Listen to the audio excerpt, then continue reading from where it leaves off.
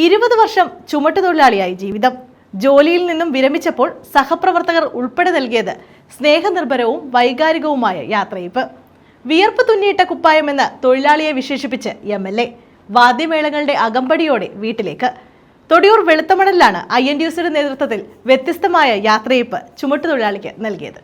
Quilon head load general workers association INTUCയുടെ വെളുത്തമണൽ യൂണിറ്റിൽ 20 വർഷം ചുമട്ടുതൊഴിലാളിയായി സേവനം പൂർത്തിയാക്കിയ ഇസ്മയിൽ കുട്ടിക്കാണ് വൈകാരികമായ യാത്രയയപ്പ് നൽകിയത്. സഹപ്രവർത്തകർ സ്നേഹാദരങ്ങൾ കൊണ്ട് ഇസ്മയിൽ കുട്ടിയെ വീർപ്പ് മുട്ടിച്ചു. CR മഹേഷ് MLA ആകട്ടെ സ്നേഹനിർഭരമായി ആലിംഗനം ചെയ്തു.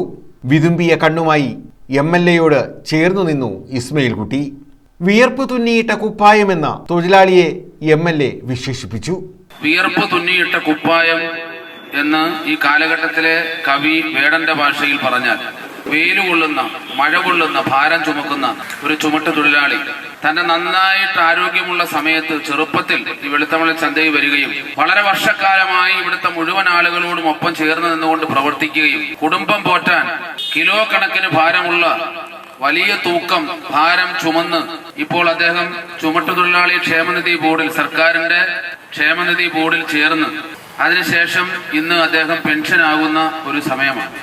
ഈ നാടിനെ നന്മയുള്ളതാക്കി മാറ്റിയതിൽ, ഈ നാടിനെ ഐക്യപ്പെടുത്തിയതിൽ, ഈ നാടിനെ സജീവമാക്കുന്നത് ഈ ചുമട്ടുതൊഴിലാളികളും പാവപ്പെട്ട ഓട്ടോറിക്ഷ തൊഴിലാളികളും ഈ നാട്ടിൻപുറത്തെ കച്ചവട വ്യാപാരി വ്യവസായി സുഹൃത്തുക്കളുമാണ്. അതുകൊണ്ടാണ് വ്യാപാരി വ്യവസായിയുടെ നേതാവ് ഉൾപ്പെടെ ഈ ചടങ്ങിൽ പങ്കെടുക്കുന്നത്. മാത്രമല്ല, ഏറ്റവും വലിയ അംഗീകാരം ചുമട്ടുതൊഴിലാളി ക്ഷേമനിധി ബോർഡിലെ ഒരു പ്രധാനപ്പെട്ട ഉദ്യോഗസ്ഥൻ തന്നെ യാത്രയയപ്പിന് പങ്കെടുക്കുകയാണ്.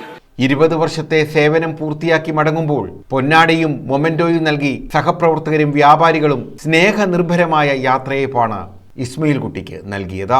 എല്ലാം കഴിഞ്ഞ് വീട്ടിലേക്ക് തൊഴിലാളികൾ വാദ്യമേളങ്ങളുടെ അകമ്പടിയോടെ ഇസ്മയിൽ കുട്ടിയെ യാത്രയാക്കി. വീടുവരെ വാദ്യമേളങ്ങളും ഒപ്പം സഹപ്രവർത്തകരും അനുഗമിച്ചു. ഒരുപക്ഷെ കേരളത്തിന്റെ ചരിത്രത്തിൽ തന്നെ ആദ്യമായിട്ടാകാം ഒരു ചുമട്ട് തൊഴിലാളിക്ക് സഹപ്രവർത്തകർ വ്യത്യസ്തമായ യാത്രയയപ്പ് നൽകുന്നത്. ഇത് വേറിട്ട ചരിത്രം തന്നെയാണെന്ന് MLAയും ചൂണ്ടിക്കാട്ടി.